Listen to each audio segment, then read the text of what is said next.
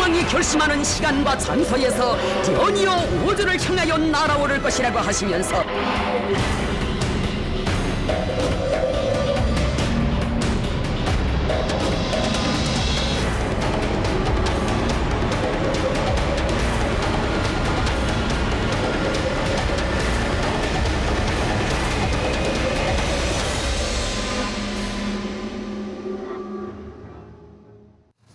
네, 극적으로 이뤄낸 남북 8.25 합의가 바람 앞에 등불이 됐습니다. 김정은 제1위원장이 노동당 창건 70주년을 전후해서 로켓 발사를 시사한 건데요. 오랜만에 찾아온 남북 평화 국면이 사라질 위기에 처한 것 아닌가 그런 분석이 나오고 있습니다. 북한이 이렇게 미사일 발사를 예고한 배경은 무엇이고 또 미사일 발사로 인한 북한의 득실은 무엇인지 따져보도록 하겠습니다. 서울대 통일평화연구원의 서보혁 연구교수 자리하셨고요. 디펜스 21플러스의 문영철 군사 전문 기자 나와 있습니다. 안녕하세요. 네, 안녕하십니까. 네, 북한에서 일단 그 어떤 뭐 영상이나 이런 부분이 좀 들어왔으면 그 장면을 저희가 보여드리고 이야기를 하면 좋은데요. 일단 기사로만 좀 보도가 된 내용인 것 같습니다. 그렇기 때문에 시청자 여러분들께 조금 이해를 돕기 위해서 제가 그 보도된 기사 부분을 잠깐 좀 언급을 해드리려고 하는데, 그러니까 미사일 발사 예고 정확히 뭐 언제 하겠다 이렇게 명시한 것이 아니라 표현이 좀 모호합니다. 사실 선군 조선의 위성들이 우리 당 중앙이 결심한 시간과 장소에서 대지를 박차고 창공 높이 계속 날아오를 것이다. 당에서 결심한 장소와 시간 좀 모호하다 이런 생각이 들거든요. 어떻게 보셨습니까? 네, 일단 북한이 장거리 로켓 발사를 지금 기정사실화하고 있습니다. 이것은 북한이 현재 핵보유국을 주장하고 있고 그리고 3차 핵실험까지 했는 마당에 자기네의 핵무력을 강화하겠다라고 하는 그런 의지를 내외에 천명한 것이고요. 이것이 네. 다가오는 10월 10일 노동당 창건 기념일을 통해서 네. 북한 정권과 대중을 결집시키는 하나의 큰 이벤트로 활용하겠다는 그런 뜻이 하나 있고, 그리고 이제 남북 대화가 이제 시작되고 있는데요. 미국도 북한과 평화협정 등 북한이 주장하는 그런 문제를 다룰 협상 국면으로 참여하라라고 하면서 협상의 주도권을 잡기 위한 사전 포석으로도 읽을 수 있겠습니다. 그 바로 이 부분인데요. 미국을 겨냥할 수도 있었다 이렇게 말씀을 해주신 것 같습니다. 그렇지 않아도 이제 북한에서 이런 이야기를 한 것이 밤 10시 50분인데 이게 미국 시간으로 따지면 아침이 되겠죠. 그렇기 때문에 미국을 두고 던진 메시지다라고 하는 분석이 많은 것 같습니다. 역시 뭐 그런 부분에 대해서는 동일하시는 거군요. 지금 장거리 로켓이나 핵실험을 좀 한 게 아니고 네. 관련된 것을 하겠다라고 하는 그렇죠. 식사안을 발언을 한 것이거든요. 네. 예컨대 2006년에 북한이 핵실험을 할 때 핵실험을 하기 전에 이제 미사일 발사 실험을 2006년 7월 4일 날 했습니다. 미국 시간 기준으로. 그렇죠. 예. 그때 새벽에 6발을 발사하고 아침에 1발을 더 발사했습니다. 그리고 그해 1차 핵실험을 이제 10월 9일 날 했는데 이것이 북한 정권 창건일 하루 전입니다. 그러니까 북한의 대형 군사적 이벤트는 미국과의 어떤 평화 관련 협상을 하기 위한 주도권 확보, 네. 그리고 남북 관계에서도 어떤 주도권 확보, 국내 네. 정치적으로도 어떤 당시 최고 집권자의 통치 능력을 보여주기 위한 국내외적인 고려를 갖고서 일정을 정한 걸로 우리가 이해할 수 있겠습니다. 네, 그러니까 좀 다소 추상적인 예고다 이렇게 분석이 가능할 것 같습니다. 우리 정부 입장은 일단 북한에서 이렇게 시사는 했지만 이게 뭐 확정적이거나 구체화된 것은 아니다 이렇게 판단을 하고 있는 것 같습니다. 네. 그 일종의 공수표를 던진 거라고 보십니까? 아니면 실제로 실행에 옮길 가능성이 높다고 보십니까? 일단 제 생각으로는 공수표 쪽에 가깝지 않냐 일단 생각을 합니다.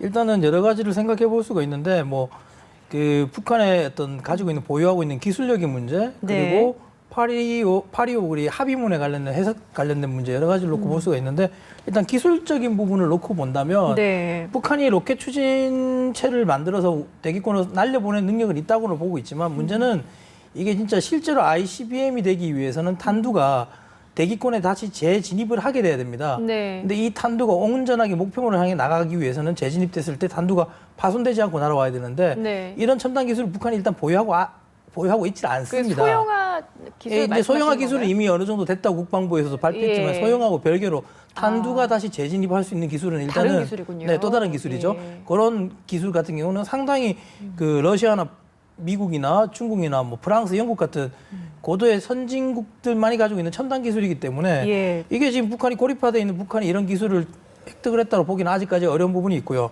일단 8.25에 관련된 합의문에 비정상적 사태라는 표현이 있습니다. 네. 이에 대해서 국방부 김민석 대변인이 명확하게 답변을 안 했어요. 미사일 관련돼서 이걸 그 범죄에 볼 것인가 말 것인가 라고 이야기를 했을 때 명확하게 이야기를 하지 않았고 국방부 단독적으로 판단할 문제가 아니라 청와대와 정부가 같이 움직여야 될 부분이다라고 이야기를 했는데 아무리 이 부분은 결국은 북한이 남북 관계라든가 협력에 관련돼서 유리한 카드를 얻기 위해서 한국 내 언론을 탐색하고 주도적인 역할을 가기 위해서 아마 내는 하나의 카드지 않겠느냐. 일단 그렇게 보는 관점이 더 더 정확하지 않겠냐 그렇게 생각이 듭니다. 네, 그 북한에서 위성 발사라고 하지만 사실은 이제 장거리 미사일로 저희가 간주를 하면 될 것 같은데 이제 문 기자 말씀은 그 장거리 미사일 발사 기술 수준이 뭐 어느 정도 수준에 도달했다라고 보기에는 조금 무리가 있다 이런 말씀이신 네. 것 같습니다. 그런데 북한에서 오늘 또 나온 이야기가 영변의 모든 핵시설들에 대해서 정상 가동을 시작했다라고 보도를 했거든요. 이렇게 어떻게 보면 핵무기 개발에 대해서 본인들의 상태 이거를 유출을 시키고 있다는 얘기죠. 공개를 하고 있다는 얘기인데 이건 저희가 어떻게 해석해야 됩니까? 북한의 영변의 핵시설을 지금 전면 정상적으로 가동하고 있다는 것과 그리고 장거리 로켓을 발사하겠다라고 하는 의지를 천명한 것을 묶어서 보면은 예. 북한이 분명히 핵무기 개발 능력을 높이겠다라고 하는 것을 공개적으로 천명한 것입니다. 네. 그런 점에서 이 북한은 분명히 유엔 안전보장이사회의 결의, 제재 방침을 위반한 것으로 볼 수 있고 그럼에도 불구하고 이것을 장거리 로켓을 발사하는 시점과 장소는 아직 구체적으로 제시하지 않고 있고 그리고 그것을 발표하는 명의 주체가 북한의 고위 정책 결정 기관이 아니기 때문에 문 기자 말씀처럼 남북 대화의 어떤 주도권을 잡겠다라는 이런 의지도 있고 국내 정치적으로 김정은의 지도력을 보여주려고 하는 이런 점도 있는데 분명한 것은 핵이라고 하는 것은 북한 같은 경우는 분명히 미국의 적대지 정책의 산물로서 자기네들이 개발한 거다라고 이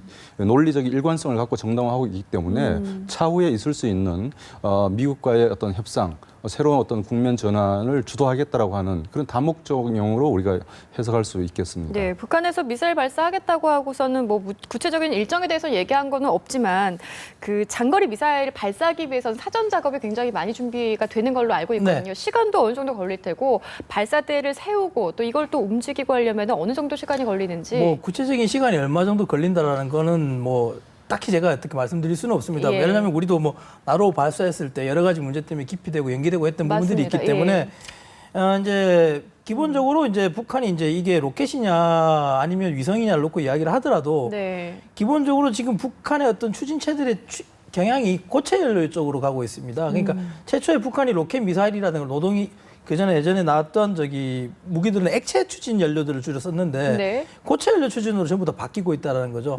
이제 고체 연료 추진으로 바뀌고 있다는 건 무슨 이야기를 하냐면 네.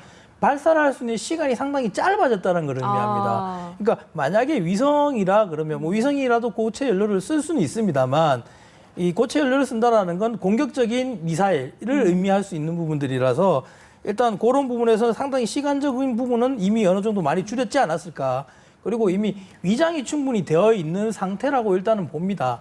보는데 이 위장 또한 국방부에서도 특별한 조짐을 확인하지 못했다고 하기 때문에 그러니까요. 이게 예. 정확하게 얼마나 시간이 걸릴지는 모르겠습니다만 만약에 이걸 만약 진짜 쓸 생각이라면 이미 어떤 공개라든가 이런 부분도 아울러서 이루어졌을 건데 이런 부분이 좀 안 이루어진 부분들이 좀 의아스러운 부분들입니다. 그러니까 저희가 이제 움직임 포착할 수도 없을 만큼 준비 시간이 짧을 수도 있고 그러면 저희가 알아채기도 쉽지가 않은 상황이다 이런 말씀. 예, 대응하기도 힘들어지겠죠. 그렇습니다.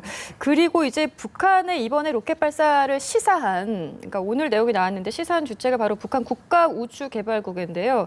그 북한의 우주개발국이라는 곳에서는 이제 미국의 이제 나사 로고를 따라했다 이런 의혹을 좀 받고 있는 곳이기도 합니다. 과거에는 북한에서 이런 내용을 좀 공표를 할 때 그 조선우주공간기술위원회 통보를 통해서 입장과 형식을 취해서 발표를 했는데 이번에 약간 바뀌었습니다. 왜 그럴까요? 여기에 의미를 좀 부여할 필요가 있을까요? 상식적인 차원에서 정부 기구들의 조직 편제를 보면은 네. 그리고 위원회, 국 이렇게 있다 보면은 좀 오늘 발표한 주체 우주개발국은 우주공간기술위원회보다는 한급 낮지 않는가 이렇게 낮은 보고요. 곳이다. 예. 그리고 그것은 뭘 얘기하냐면은 북한의 우주산업 그리고 대기권 개발해 나가는 어떤 기술 관련 기구라고 보여지고요. 그것을 구체적으로 어떻게 정책을 결정해 나가냐 하는 부분보다는 조금 낮은 단계로 봅니다. 그리고 북한의 외교부라든지 또는 뭐 국방위원회라든지 최고 정책 기구보다는 더 낮은 것이거든요. 그리고 그것이 이 발표하는 형식도 조선중앙통신 기자의 질문에 답하는 형식이기 때문에 아직은 여전히 북한이 이런 발표를 했을 때 남한과 미국을 포함한 주변국들이 어떤 반응을 하느냐라고 하는 어떤 상황을 탐지하는 지금 의미로 보여지고요. 네. 그 반응에 따라서 북한이 장거리 로켓 개발 등 어떤 상황을 점진적으로 높여 나가면서 긴장을 주도해 나갈 수 있는 이럴 가능성이 매우 높다고 하겠습니다. 그러니까 저희가 이제 여러 가지 시나리오를 좀 타진해 보다 보면은 만약에 북한에서 이 장거리 미사일 개발에 성공한다 이거를 가정을 하고 좀 네. 질문을 드려보겠습니다. 만약에 성공을 하면은 김정은 입장으로서는 뭐 그야말로 천군만마를 얻은 그런 이제 입지가 될 텐데 좀 뭔가 좀 공고해지는 부분이 있을 텐데 미국에서도 사실 좀 위협을 받을 수 있는 수준이 아닌가 그런 생각이 들거든요. 네네. 그 일단은 성공하면 어떻게 됩니까? 북한의 입지가? 일단 핵 보유국으로서의 입지를 공식화 인정을 받으려고 하겠죠. 일단 그걸 이제 별개로 하더라도 예. 무기 체계를 보더라도 이제 KN-08 탄도 미사일이 2012년 4월 15일 날 김일성 생일 100주년 열병식에 등장을 했습니다. 네. 이 같은 게 이제 사거리가 이제 5,000km 정도가 되는데요. 이거에 만약에 이제 북한이 지금 뭐 독일의 독일의 함부르크 대학의 연구에 따르면은 2차 핵실험 기준으로 봤을 때 네. 북한군이 핵 탄두 하나, 그러니까 핵무기 하나당 위력을 약 한 3에서 8킬로톤 정도로 추정을 하고 있다고 합니다. 왜냐하면 이 히로시마의 원적 폭탄보다는 조금 위력이 작은 겁니다. 당시 이제 히로시마에 떨어진 게 12킬로톤 정도거든요. 예. 그러면은 이 정도로 하더라도 일단은 상당히 미국의 입장에서는 자국 본토로 위협성이 날아올 수 있다는 게 일단은 상당히 위협이 될 수 있겠죠. 일단 사거리가 알래스카까지가 한 5,000km, 5,500km 정도 된다고 가정을 한다면은 일단 상징적으로 미국 본토에 대한 공격을 날릴 수 있는 그렇죠. 부분이기 때문에 네. 미국의 입장에는 상당히 이제 목에 짧은 단도가 이제 목 앞에 들이닥치는 그런 형국이 될 겁니다. 예. 그러니까 북한에서 이제 사실 10월 20일에 이산 상봉도 예정이 돼 있는데 이 시점에서 뭐 구체적이지는 않지만 장거리 로켓을 발사하겠다 이렇게 시사를 한 부분에 대해서 그 남북 관계 좀 모처럼 만에 좀 이렇게 좀 유화적인 분위기가 되나 했더니 다시 또 얼어붙을 수밖에 없는 분위기가 됐습니다. 그 말씀드렸지만 이산 상봉도 예정이 돼 있고 또 남북 당국 회담도 앞으로 열릴 그런 개연성이 있는데 아무래도 좀 분위기가 안 좋아질 수밖에 없겠죠. 네, 수년간 남북 관계가 경색되었다가 이번에 어렵사리 이산가족 상봉 접촉이 지금 예정이 돼 있고, 그러니까요, 예. 그리고 남북 당국자 간 회담도 지금 기대되고 있는 판에 이와 같은 북한의 지금 움직임은 상당히 유감스럽습니다. 그래서 우리 정부도 북한의 이와 같은 장거리 로켓 발사를 시사하는 발언은 분명히 도발이자 안보리 위반이라고 하면서도 이것에 대해서 어떻게 대처해야 될 것인지는 아마 여러 가지 상황을 종합적으로 고려해서 상황을 미리 예단하지 않고 지금 판단하기 위해서 지금 노력 중인 걸로 알고 있습니다. 그래서 북한이 일단은 장거리 로켓을 발사했을 때 우리가 이산가족 상봉을 예정대로 계속하면서 남북 대화를 해 나갈 거냐, 아니면은 안보리로 이 문제를 끌고 가서 제재로 갈 거냐, 이 판단에 지금 중간에 서 있다고 보여지고 그 사이에 이와 같은 긴장 상황이 고조되지 않도록 우리가 북한과 공식적, 비공식적, 공개, 비공개적인 방식으로 커뮤니케이션을 늘려나가는 것이 중요하겠고 동시에 한미 간에도 긴밀한 협의가 필요하겠습니다. 네, 그렇습니다. 그 북한의 문 기자님께 좀 질문 드려볼 텐데요. 북한의 네. 장거리 로켓 사실 이게 그 사거리가 5,000km가 된다고 하면은 이게 우리나라를 그러니까 한국을 조준하는 미사일은 아니지 않겠습니까? 네. 북한에도 여러 가지 종류의 미사일이 있을 텐데 뭐 일본을 겨냥한 미사일이 있다면 또 한국을 겨냥한 미사일이 있을 테고 그럴 텐데 여기에 대해서 위력이 어느 정도인지 궁금하고 그 부분 좀 네. 정리를 해주셨으면 좋겠고 여기에 우리가 대처해야 되는 방법이 있다면은 좀 어떤 부분을 준비해야 되겠습니까? 일단 구소련의 SS-21 탄도 미사일을 모방한 KN-02 탄도 미사일이라는 게 있습니다. 예. 이거 같은 사거리가 한 140km 정도 됐는데命中질이 비교적 높습니다. 그래서 경기 남부 지역을 목표로 정확하게 공격할 수 있는 일단 탄도 미사일로 볼 수 있는데요. 이건 이제 우리 한반도 쪽을 기준으로 해서 말씀을 드리는 겁니다. 이제 그리고 이제 아까 전에 말씀드렸던 KN-08이라든가 이런 것들도 있는데 이런 것들을 우리가 이제 효율적으로 제압을 하기 위해서는 어느 정도 선제 타격 개념이라는 게 필요할 수 있습니다. 이게 선제 타격이라는 게 우리가 먼저 공격을 하는 게 그렇죠. 아니라 그 미국의 군사 정찰 위성이라든가 예. 그리고 우리가 가지고 있는 위성들 금강 백두 정찰기라든가 글로벌 호크라든가 뭐 이런 것들로 사전에 위치라 이런 것들을 우리가 파악을 하고 이 파악에서 징조가 만약에 발사 징조가 보인다 그런다면은 뭐 우리가 가지고 있는 자산과 미국이 가지고 있는 자산들 예를 들면 뭐 F-15K의 뭐 슬램 ER이라든가 뭐 현무투나 ATCAMS 탄도미사일 같은 것들 아니면 토마호크 순항 미사일로 해서 징후가 발사됐을 때 그 징후를 고도에 떴을 때 그걸 요격할 수 있는 예. 그런 방식으로 일단은 제압할 수 있는 방법이 있다고 가장 현실적인 방법이라고 생각합니다. 그렇습니다. 네. 서 교수님, 제가 이런 생각이 듭니다. 사실 북한의 예상치 못한 이런 도발 시사 계획이 발표가 됐는데 오늘 사실은 이제 중국 열병식 때부터 북한에서 심기가 그렇게 좋진 않았거든요. 한중 회담, 그러니까 대통령과 중국의 시진핑 주석이 나눈 어떤 대화나 의제들을 보고서도 마찬가지 생각이었을 거고, 그리고 대통령이 이제 그 평화통일 얘기를 하면서 중국하고 얘기를 하겠다 하다 보니까 북한에서도 이게 자칫 흡수통일 얘기하는 거 아닌가 해서 역시나 비난을 좀 쏟아부은 이야기들이 과정에 있다 보니까 그런 부분에서 좀 이번에 도발 이야기가 나오지 않았을까, 사실 그런 생각도 듭니다.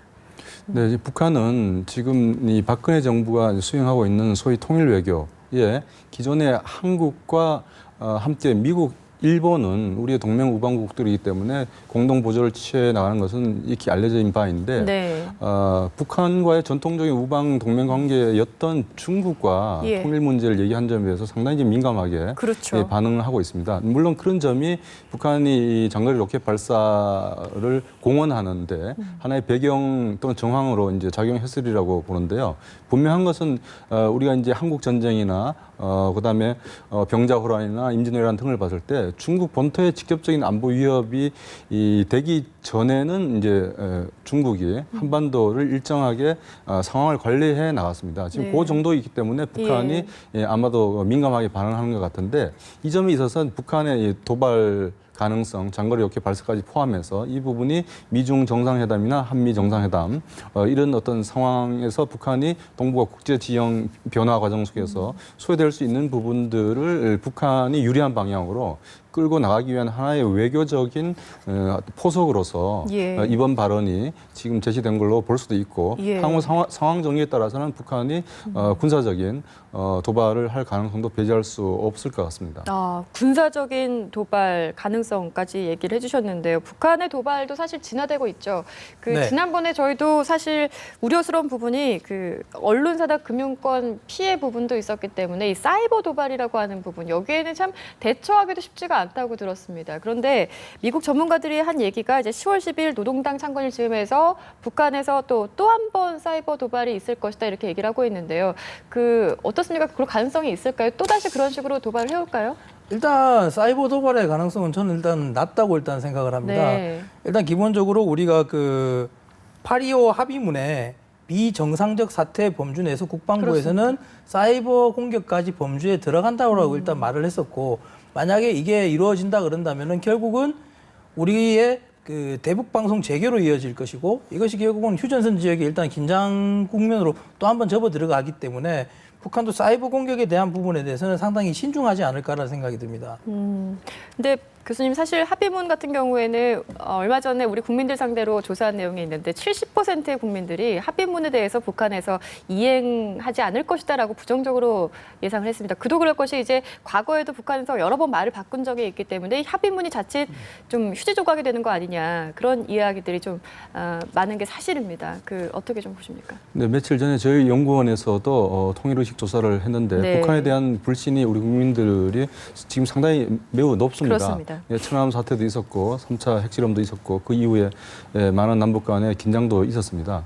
그렇기 때문에 우리 국민들의 북한에 대한 불신, 그리고 그러면서도 우리 국민들은 그 한반도 평화 를 위해서 남북 간의 대화밖에는 다른 방법이 없다라고 하는 데 있어서도 일정한 여론이 형성돼 있습니다. 따라서 북한의 지금 언술로서 장거리 로켓 발사를 했다고 하면서 남북 관계 차원에서는 남한의 그다음 대응을 지켜보겠다는 걸로 이제 읽혀질 수 있기 때문에 우리가 8.15 합의 준수를 북한한테 촉구하면서 네. 이산가족 상봉의 원활한 진행을 통해서 그 이후에 남북 간의 공식적인 대화를 정치적 수준까지 끌어올려가기 위해서는 우리가 상황 관리하는 것이 당면하게 가장 중요한 과제라 하겠습니다. 네, 그러니까 대화로 푸는 것이 답이다 이렇게 말씀을 해주셨는데요. 만약에 이 장거리 로켓이 언제인지는 모르겠지만 뭐 10월 10일 즈음에서 쏠 수도 있고 아니면 더 이제 시점이 멀어질 수도 있는 부분이지만 만약에 이 도발을 실제로 북한에서 감행을 한다면